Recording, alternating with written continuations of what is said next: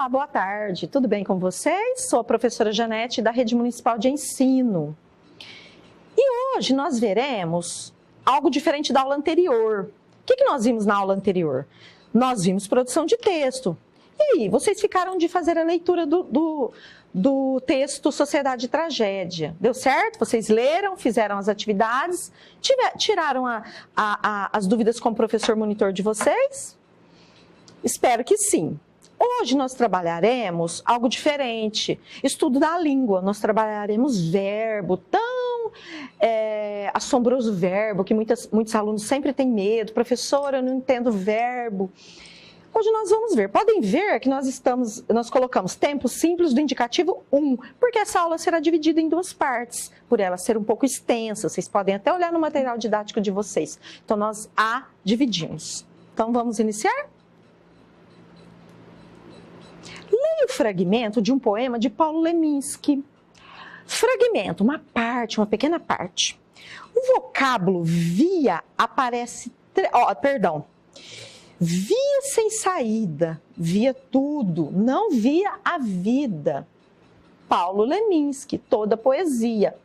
Apenas uma estrofe. Então, o vocábulo via aparece 3 vezes nesse poema. Em qual dos versos essa palavra é um verbo? Nós temos 3 versos apenas nessa estrofe. E com sentidos diferentes, essa palavrinha. Em qual é um verbo? Características dos verbos. Antes de revermos os tempos verbais do modo indicativo, vamos retomar algumas características da classe dos verbos. O nome verbo vem do latim verbum e significa palavra. Passou a nomear uma classe de palavras porque os romanos, assim como os gregos, consideravam o verbo um termo essencial da oração. Lembra que nós temos 10 classes gramaticais na nossa língua e o verbo é uma delas. Você já estudou. Quanto ao significado, que é o critério semântico, os verbos podem indicar. Então, o que um verbo pode indicar? A ação praticada pelo agente. Quem é o agente? Que pratica, obviamente, a ação. Exemplos. Desci pelas escadas ao 7º andar. Então, eu pratiquei a ação de descer. Nesse exemplo, o sujeito eu realiza a ação de descer. Processo que afeta um sujeito, ele também pode indicar esse processo que afeta o sujeito. Olha os exemplos. O elevador descera diretamente ao pavimento térreo. O elevador não é um agente da ação, do caso de descer. Ele é um sujeito que é submetido a um processo não provocado por ele. Ok? Ele também pode indicar um estado, um atributo, uma condição do sujeito naquele momento. Um exemplo. Aurélio, Dibinho e eu éramos sócios em atividades escusas. Olha esse éramos, que é o verbo ser. Ele está indicando um estado do momento de Aurélio, Dibinho e eu.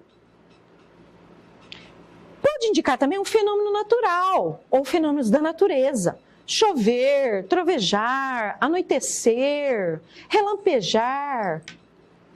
Olha o exemplo. Chovia torrencialmente naquele dia. Olha, indicando um fenômeno da natureza. Quanto à sua forma, que é o critério morfológico, os verbos flexionam-se, ou seja, eles modificam-se para exprimir categorias de voz, de tempo, de aspecto, de modo, de pessoa, de número. Olha as formas do verbo. O verbo é a única classe de palavra que possui desinências. Nós já vimos isso quando aprendemos os tempos, as formas nominais, os modos. Olha só, desinências para indicar o tempo, que compreende 3 noções cronológicas: o nosso presente, atual, o nosso passado que já aconteceu e o nosso futuro que ainda virá. O que é uma desinência? Uma palavrinha chata para algo tão simples. São as formas que se juntam ao radical. Lembram? Radical? Que a professora Janete colocava na palavra, na lousa, perdão. Colocava a palavrinha, o verbinho, mostrava a raizinha dele e o que sobrava era a desinência. Olha lá. Parte que encerra o significado de uma palavra para indicar suas flexões, suas mudanças. As desinências que se juntam ao nome, indicando as flexões de gênero, feminino, masculino, ou de número. Lembra lá? Plural ou singular? São chamadas de desinências nominais. As que se unem ao verbo são desinências verbais e constituem as flexões de modo, tempo, pessoa e número. É simples. A explicação pode ser mais complexa, mas na prática ele é bem simples.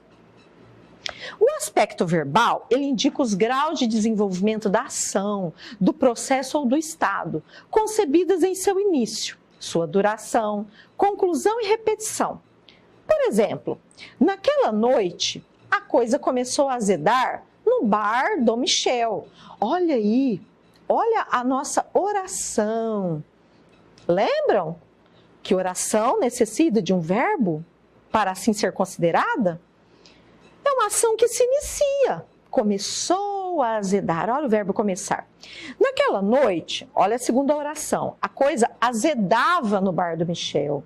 É uma ação que dura, que perdura. Começava a azedar. Naquela noite, a coisa azedou no bar do Michel. Pronto, uma ação que foi concluída. A coisa vivia azedando no bar do Michel. É algo que não foi concluído, uma ação que se repete, azedando. O modo, ele indica como o enunciador, aquele que fala, pretende que o processo verbal que ele enuncia seja percebido por quem? Por nós, pelo interlocutor ou leitores que somos. Então, o modo, ele se divide em modo indicativo, em cima, modo subjuntivo mais abaixo e o imperativo. Isso foi explicado também para os alunos, 8º e 9º anos já.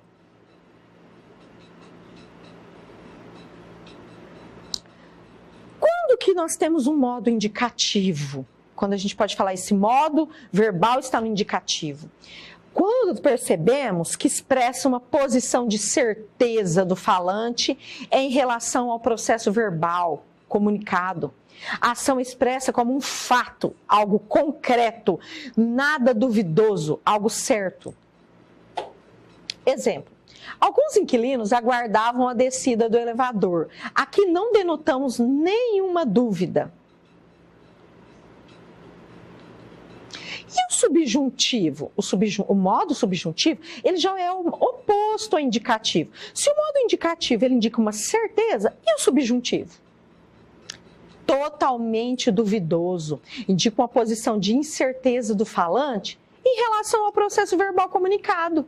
Expressa uma dúvida. A ação é expressa como uma possibilidade. Olha o exemplo. O ascensorista pediu que alguns inquilinos aguardassem a descida do elevador. É certeza? É algo certo? Não, é possível, é duvidoso. Por isso que falamos que esse modo é o modo subjuntivo. E o modo imperativo? Esse modo, eu particularmente, o chamo de mandão, aquele que dá uma ordem. Olha só, indica que o processo verbal deve ser entendido como sugestão, pedido ou ordem para o interlocutor. Então, vamos lá. Olha o exemplo.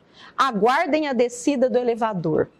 Pode ser sentido como uma sugestão, ou mais também como uma ordem. Aguardem, mandando aguardar.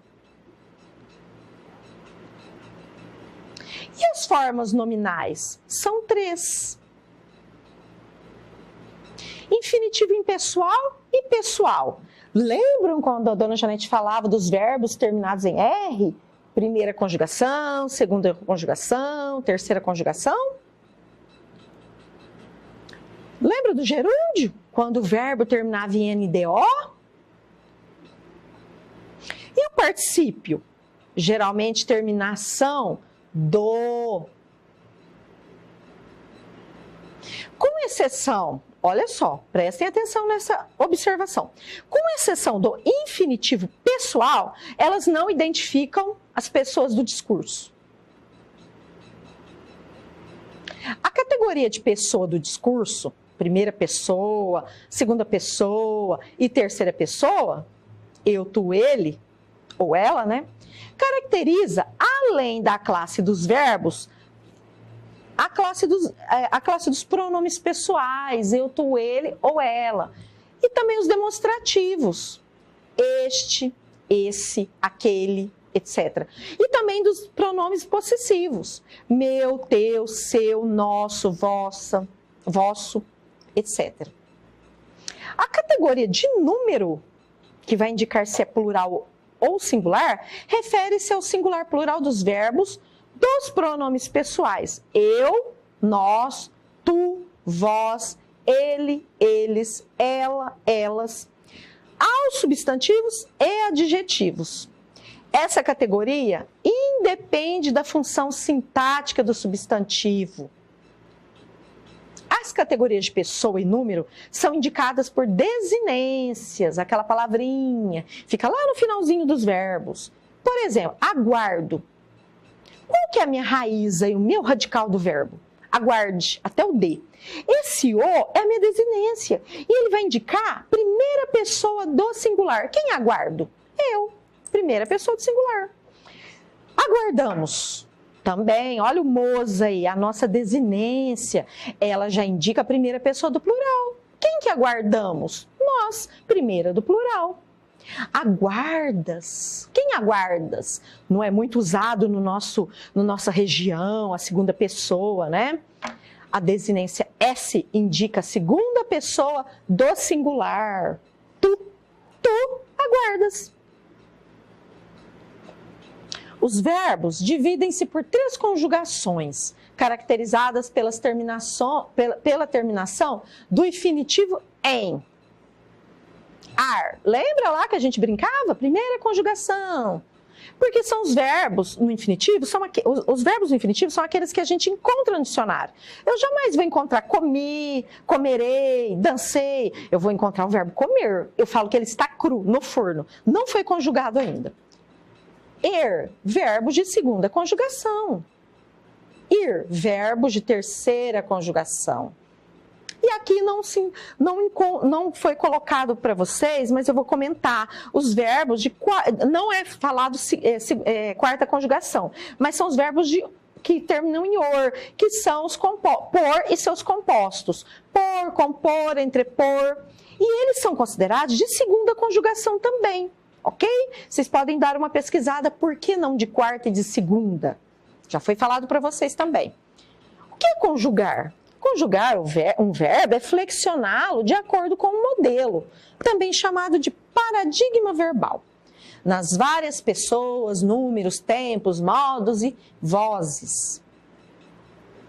Os verbos regulares, não são os irregulares, regulares, isto é, aqueles cujo radical não se altera ao serem conjugados, seguem o modelo destes 3 paradigmas. Então, o primeiro verbo aí da primeira conjugação é o cantar, porque ele é terminado em ar. Conjugação, primeira conjugação, indicada pela vogal temática a. Vender, verbos da segunda conjugação, indicada pela vogal temática e. Partir, terceira conjugação, indicada pela vogal temática I.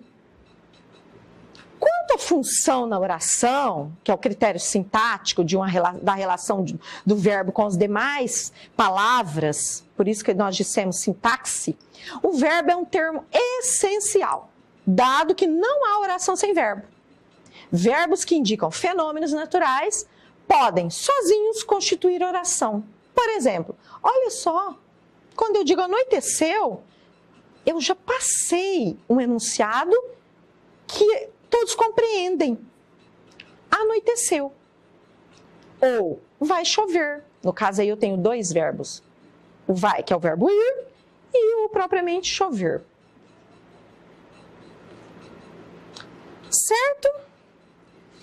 ficamos por aqui. Deem mais uma lida no material didático de vocês. Assistam essa aula quantas vezes necessário for.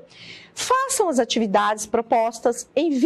Tirem as dúvidas, enviem para o professor tutor de vocês. E na próxima aula, nós prosseguiremos com a mesma aula, porém, na segunda parte. Ok? Muito obrigada, fiquem com Deus.